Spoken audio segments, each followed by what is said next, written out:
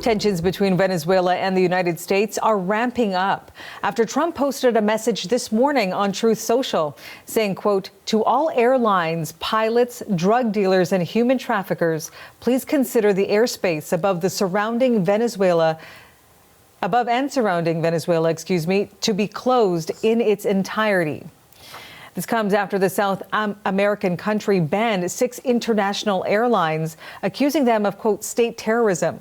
The carriers had suspended flights to Venezuela after a warning from Washington, which has deployed warships to the area for what it calls an anti-narcotics operation. For months, the Trump administration has been launching lethal strikes on vessels accused of carrying drugs north to the U.S. The expanding U.S. military presence is fueling speculation that land attacks and an attempted overthrow of Venezuelan President Nicolas Maduro could be next. For more on what is behind the U.S. action and where things could lead, I'm now joined by Jorge Heine. He's a former diplomat and non-resident fellow at the Quincy Institute. He's also the author of a new book, The Non-Aligned World, joining us this morning in Santiago, Chile. So nice to see you this morning. Thanks for talking to us today. Good morning. Thank you for having me. Let's start with that post that I just read, posted just this morning from President Trump, talking about the closure of the airspace above Venezuela. What are your thoughts on that? And is that something that President Trump could actually do? Well, this only confirms the fact that, after moving the biggest aircraft carrier the United States has, the Gerald Ford, to the Caribbean, and deploying a big naval flotilla in the Caribbean, well, you must do something. You can't do that and just attack a few boats.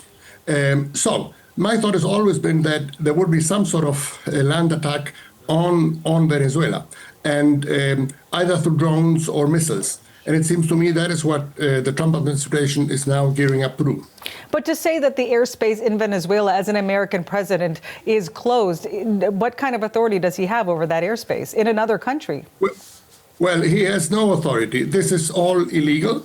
The sinking of boats on the Venezuelan coast is also illegal. There have been some 21 boats sunk, some 80 people have been killed.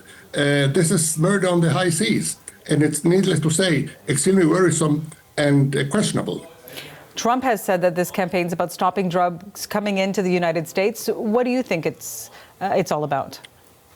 Well, look, fentanyl is to what is happening in Venezuela, what the weapons of mass destruction were to justify the Iraq invasion.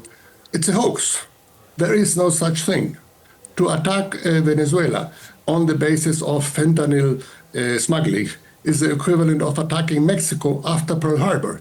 These two things are totally unrelated. No boat has ever been detained in the Caribbean with fentanyl on it. So it's a hoax. So then what do you think is behind these actions by the Trump administration? Well, there are two things here. Venezuela, of course, has the biggest oil reserves in the world, more than Saudi Arabia, to give you an idea. That's number one. And number two, Secretary of State Rubio has been bent on regime change in Venezuela for a long time, ever since was a senator from Florida. There's a big Venezuelan exile community in Florida, many Cuban exiles, many Nicaraguans. They form his constituency, and he is bent to increase his political credentials in Florida by toppling Maduro. That's an important part of this. So how likely do you think it will be then that we could see some kind of regime change in Venezuela?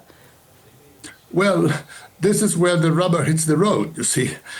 Basically, it's very difficult to topple a regime, using the Navy or using the Air Force. The basic way to do this would be through an invasion. But the problem is to invade Venezuela is not the equivalent of invading Panama, as it happened in 1989, to topple Mr. Noriega. Venezuela is a big country. There's many weapons around the country. There's a border with Colombia. It would be a mess. It would be the equivalent of what is happening in Libya, which, 15 years after the 2011 NATO invasion, it's still in a big civil war. So I don't think we're going to see a land invasion. What we might see is some missile or drone attacks on military installations or some targets that are identified as drug smuggling centers. I think that's the most likely scenario right now. Okay, and the timing of this at this point, we haven't heard any actual firm timing from the Trump administration. The president saying at this point it could happen very soon. What are you watching for next as this all continues to unfold daily? Yeah, well, I think, one bet that the Trump administration is making is that somehow the regime would fall and Mr. Maduro would leave the country on its own. That would be the best scenario for the Trump administration. My bet is that that is not going to happen. I think the Maduro regime will hold on and will await what happens. And, a few missile strikes or drone attacks wouldn't really make much of a difference. The one possibility is for those missile strikes to occur, the Trump administration call it a win, and have things leave at that.